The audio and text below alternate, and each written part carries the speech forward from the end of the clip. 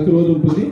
అదే తరహాలో అచ్చంపేటలో కూడా ఎమ్మెల్యే క్యాంప్ ఆఫీస్ అనే వాళ్ళు దాని పేరు తీసేసి డాక్టర్ బిఆర్ అంబేద్కర్ ప్రజాభవన్ అచ్చంపేట నియోజకవర్గం దాని పేరు మార్చేసాం. ఆ బోర్డు కూడా త్వరలో రేపో మాకు వస్తుంది. అక్కడ కూడా ప్రజావాణి ఉంటుంది. రోజు ఉండదు, వారం వల్ల ఒకరోజు ఉంటుంది. ఆ ఒకరోజు అక్కడ ఉన్నటువంటి కాన్స్టిట్యున్సీ లెవెల్ అధికారులు, అదేవిధంగా మండల స్థాయి అధికారులు మార్నింగ్ 9 to 1 వరకే కంటిన్యూస్ ఉంటుంది. వాళ్ళందరూ డైరెక్ట్గా ఇప్పుడు బెనిఫిషియరీ డైరెక్ట్గా వస్తారు, నో మిడిల్ మ్యాన్. ఆ ఒక్కరోజు మాత్రం మా నాయకులకు కార్యకర్తలకు సెలవు, ఒక పూట. ఆ పూట వచ్చే నేను మాట్లాడేది ఉండదు. కేవలం పూర్ ఎవరైతే నిజంగానే సమస్యలతో సతమతం అవుతూ అధికారులు అందుబాటులో లేక, అప్పుడున్న ప్రజా ప్రతినిధులు అందుబాటులోకి రాక ఎవరైతే ఇబ్బందులు పడుతున్నారో వాళ్ళందరికీ కూడా న్యాయం జరగాలి. కాబట్టి మనది ప్రజాప్రభుత్వం, పీపుల్స్ గవర్నమెంట్, ఫ్రెండ్లీ గవర్నమెంట్. నేరుగా వచ్చి వాళ్ళ బాధలు చెప్పుకునే విధంగా ప్రతి వారం ఒక రోజు పెడుతున్నాం. దాని తర్వాత ఇంకోటి అనుకుంటున్నాం, అది కూడా త్వరలో ఇంప్లిమెంట్ చేస్తాం. అది గుడ్ మార్నింగ్ అచ్చంపేట.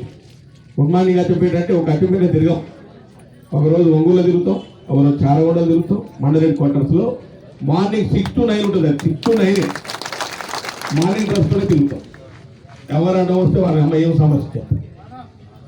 ఇది గుడ్ మార్నింగ్ ధర్మవరం ఉంది కదా, అదే తరహాలో కేతిరెడ్డి గారి తరహాలోనే అందరికి అందుబాటులో రావాలి. అందరి సమస్యలు ఫస్ట్ వినాలి. ఫస్ట్ మీకు పబ్లిక్లో ఒకటి ఉంటుంది, బాధ ఉంటుంది. ఆ బాధను వినేవాళ్ళు కావాలి. ఆ బాధను సొల్యూషన్ అనేది సెకండరీ. మీరు కూడా చూడండి, ఆడవాళ్ళకి బాధ వస్తే పక్కన చెప్పుకుంటే ఎంత రిలీఫ్ ఉంటుంది. దాంతో అయిపోయిన సమస్యనే కాదు, కానీ చెప్పుకునే సగం రిలీఫ్ వస్తుంది. అదే తరహాలో గవర్నమెంట్ అధికారులు కానీ గవర్నమెంట్లో పనిచేస్తున్న ప్రజాప్రతినిధులు వాళ్ళ బాధను వినాలి. ఆ వినేవాడే లేకపోతే ఎక్కడ చెప్తుంది. కాబట్టి అందుకే నేను మీకు వాటి చెప్పాను, coordination between government officials and public representatives. ఈ ఇద్దరి మధ్య కోఆర్డినేషన్ లేదనుకో ఏం పని జరగదు.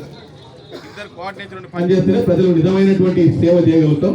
కాబట్టి ఇంకొకటి ఏంటంటే, we are not rulers, we are servants. ప్రజాప్రతినిధులు రూలర్ గారు, సర్వెంట్ అంటే సేవకుడు, ప్రజా సేవకుడు.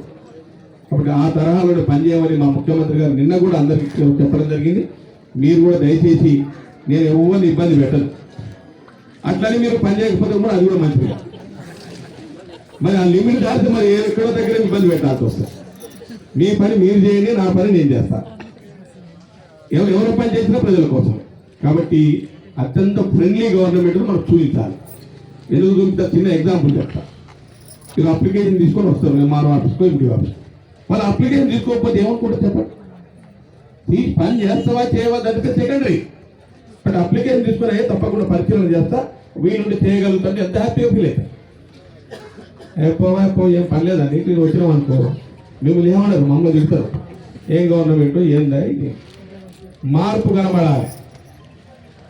ప్రభుత్వం చేసే పని ప్రజల్లో మార్పు కనబడాలి. అన్నిటి నుంచి దయచేసి అందరికి చెప్తుండే, ప్రజలకు, నాయకులకు, కార్యకర్తలకు, అధికారులు అందరికీ చెప్తున్నాను, మనమందరం కూడా కలిసి ఒక మంచి వాతావరణంలో ప్రజలకు న్యాయం జరిగే విధంగా పనిచేయాలి. ప్రజలకు న్యాయం జరగాలి. ఇది పీపుల్స్ గవర్నమెంట్. డెవలప్మెంట్ విషయంలో ఎక్కడ నేను కాంప్రమైజ్ కాను. ఈ గతంలో కూడా నేను చేసినా ఉండే ఇప్పటి వరకు. మీకు పెద్ద లిస్ట్ ఇస్తా ఏమేమి చేసినాం, గతంలో ఏం చేయలే. ఇక ఆ ప్రభుత్వాల గురించి ఎక్కువ విమర్శించదలుచుకోలేదు, ఆ నాయకుల గురించి కూడా పట్టించుకోదలుచుకోలేదు. నాకు ప్రజలు ఒక అవకాశం ఇచ్చారు. డెవలప్మెంట్, అభివృద్ధి అనేది ఏందో అనేది చూపించాలని నా మనసులో ఉంది. ఇప్పటికే మా పెద్దలు కేవీ రెడ్డి గారు, మా అన్వారెడ్డి గారు, తర్వాత పండితరావు గారు, పాండా గారు అందరూ కూడా ఒక సూచన చేశారు. దాని ప్రకారంగా నిన్న నేను ముఖ్యమంత్రి గారితో కలిసి 3 రోడ్లు శాంక్షన్ పెట్టాము. ఆల్మోస్ట్ 3 రోడ్లు కూడా వస్తాయి.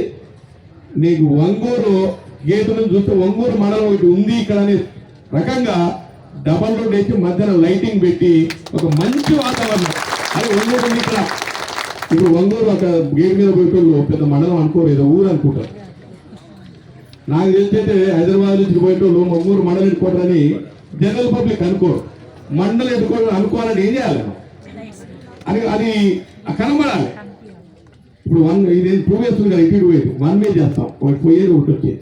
మధ్యన లైటింగ్ పెట్టాం అనుకో, బ్యూటిఫుల్ గా మధ్యన చెట్లు ఇవన్నీ వస్తే ఆ రకంగా మనం కనబడాలంటే ఆ రకంగా చేస్తాం. ఇప్పటికే మీకు ఒంగూరు నుంచి ఇక్కడ ఇల్లికల్ వరకు రోడ్డు డబల్ రోడ్ పెట్టాం, త్వరలో వస్తుంది. అదేవిధంగా కొండారెడ్డిపల్లి గేటు నుంచి హాజీపూర్ వరకు డబల్ రోడ్ పెట్టాం. మూడో రోజు పదర నుంచి మధ్యవాడి వరకు పెట్టాం.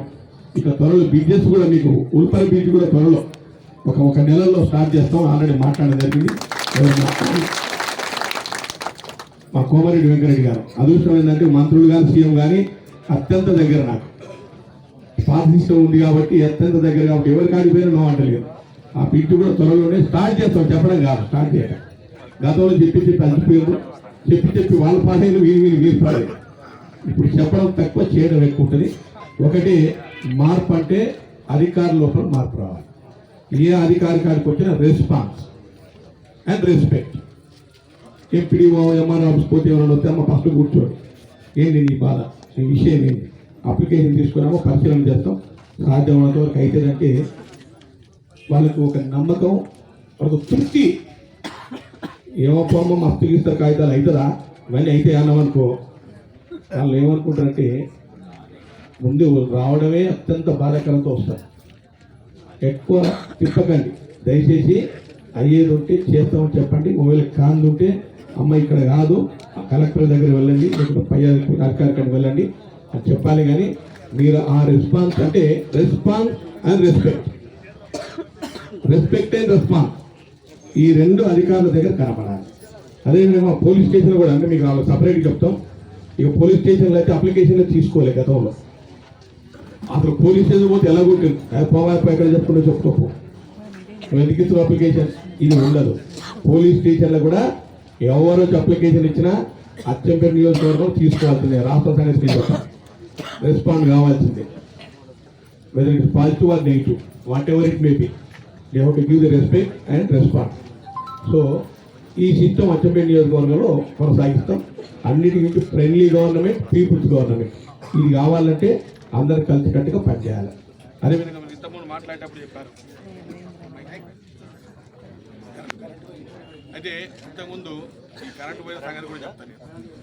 నేను ఎక్కడ మీటింగ్ పోయినా కరెంటు పోయి, నేను నిన్నమన్నా తిరుగుతే నేను ముందే చెప్పాను మా వాళ్ళు కరెంటు పోతుందని. ఎందుకంటే చెప్తా అంటే వాళ్ళే తీసేస్తారా.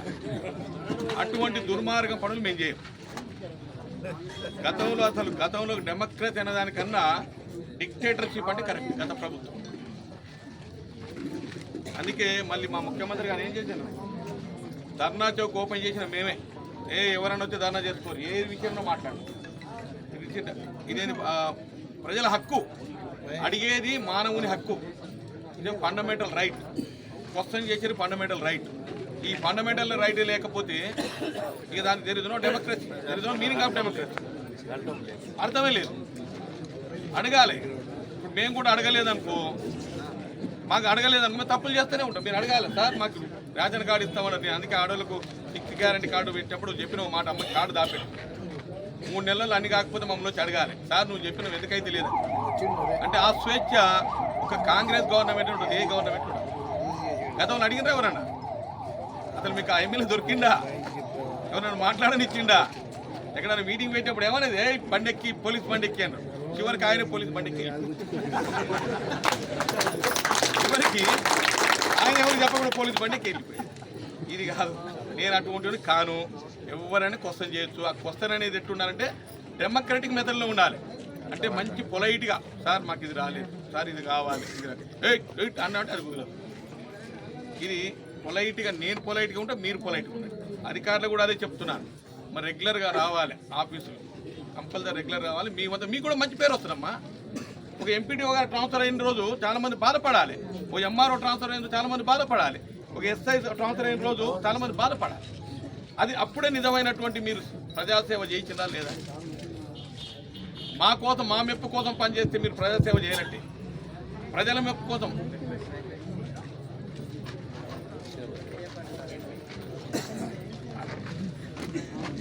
ప్రజల మెప్పు కోసం పనిచేస్తే అది నిజమైనటువంటి సేవ. కాబట్టి మీకు ఆ లిబర్టీ ఇస్తాం మేము. అగైనెస్ట్ రూల్స్ పోను. ఆ రూల్లో లేదనుకో, నేను బలవంతం చేసి నువ్వు లేకపోయినా చేయాలి, నువ్వు నేను చెప్పింది వినాలి అనేటువంటి వ్యక్తిని కాదు. రూల్లో ఉంటేనే చేయమంటారు. మరి మా వాళ్ళు కూడా అగైనెస్ట్ రూల్ చేయమంటే వాళ్ళు కూడా వినండి. న్యాయం, నీతి, నిజాయితీ ఇవి నా సూత్రాలు. కరెంట్ పర్లేదు ఏ మైక్ లేకున్నా పర్లేదు, అందరికి వినపడుతుంది కదా. ఒకటి ఏమిటంటే కోఆర్డినేషన్ తోటి పనిచేద్దాం, ప్రజలకు మంచి ప్రభుత్వాన్ని చూపిద్దాం, ప్రభుత్వం అంటే ఇట్లా ఉంటుందని చూపిద్దాం. ఇక రెండవది మాత్రం ఇక మీరు అంటే కొంతమంది ఆ గవర్నమెంట్లో పనిచేసిన వాళ్ళు ఉన్నారు, అవి ఏమైనా ఉంటే మార్చుకోండి, పాత పద్ధతులు ఏమైనా ఉంటే మార్చుకోండి. గవర్నమెంట్ మారింది, నేను మిమ్మల్ని జనరల్గా ఏమి ఇబ్బంది పెట్టాం, రూల్ ప్రకారం పనిచేయండి, రూల్ తగ్గొద్దు, అందరికీ న్యాయం చేయాలి. అన్నిటి మించి ఇక్కడ నాకు తెలిసినటువంటి అంటే ఎంటైర్ స్టేట్లో ఎక్కువ సమస్యలు ల్యాండ్ సమస్యలు, భూ సమస్యలు ఎక్కువ ఉన్నాయి. పెన్షన్స్, రేషన్ కార్డు, ఇంట్లో వీటి మీద పెద్ద పెద్ద డ్యాములు కట్టి పెద్ద పెద్ద కాలువలు తీసుకొచ్చిన దానికన్నా వాడికి వీధోడికి ఏం కావాలో అది చేస్తే చాలు. ఇది నా పాలసీ. కాబట్టి మీరందరూ కూడా పనిచేయాలి. మీకేమైనా ఇబ్బంది ఉంటే మాకు చెప్పాలి. మా వాళ్ళు కూడా ఒకసారి దబాయిస్తారు, ఎందుకు చేయవు నువ్వు అని. అది నిజంగా చేయగలదు చేయండి. అగనెస్ట్ రూల్ ఉందనుకో నాకు చెప్పండి, నేను మా వాళ్ళకి చెప్తాను. అట్లా కాదు, ఆ రూల్ తప్పి మనం చేయకూడదు, మంచిది కాదు. అట్లా చేసేస్తే గాలి పని చేసి గాలికి వెళ్ళిపోయారు. అట్లా వెళ్ళదలుచుకోలేము మేము. అంటే చాలా కాలం ప్రజల కోసం సేవ చేయాలని ఉద్దేశం ఉన్నది. సేవ చేయాలి, మీరందరూ కూడా పనిచేయడం.